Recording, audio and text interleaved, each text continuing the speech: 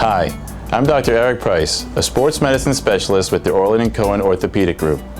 Today, I will be talking about rotator cuff injuries. The rotator cuff is a group of 4 muscles in your shoulder whose job it is to raise your arm overhead and rotate your shoulder in and out. The rotator cuff is used during many daily activities as well as during sports. For example, when you reach into your refrigerator to get something, or when you are paddling your surfboard, you are using your rotator cuff. People with rotator cuff injuries often complain of pain on the side of their shoulder and will sometimes have pain when they sleep on their side. The rotator cuff can be inflamed, a condition called bursitis, or it can be torn and detached. Patients with bursitis will often respond well to cortisone injections, anti-inflammatory medicines, and physical therapy. Patients that have a tear will usually need to have surgery to repair the torn muscle.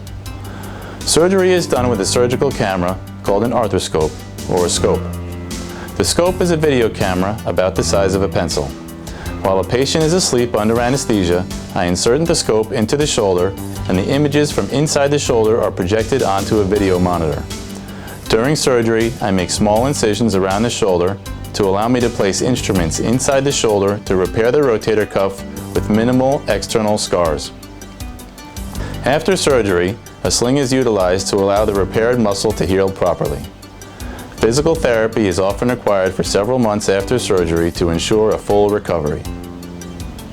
Simple exercises can be done at your home or the gym to strengthen your rotator cuff in order to prevent or recover from injury. A resistance rubber band that you can get at a local sporting goods store is really all you need.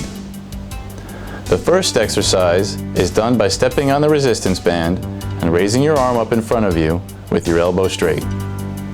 The second exercise is done by tying it to a doorknob, pinning your elbow to your side, and rotating away from your body. The third exercise is done by doing the same thing, but pulling the rubber band towards your abdomen, keeping in mind to keep your elbow tucked into your torso. These exercises will isolate and strengthen your rotator cuff to make it as healthy as possible. I recommend that these be done in sets of 10 for 3 sets every other day. For more information about rotator cuff injuries, please visit the patient education section of our website, orlincohen.com. For an appointment to see me about your shoulder or any sports medicine injury, or to see any of our highly qualified subspecialists, please call our office or visit us online.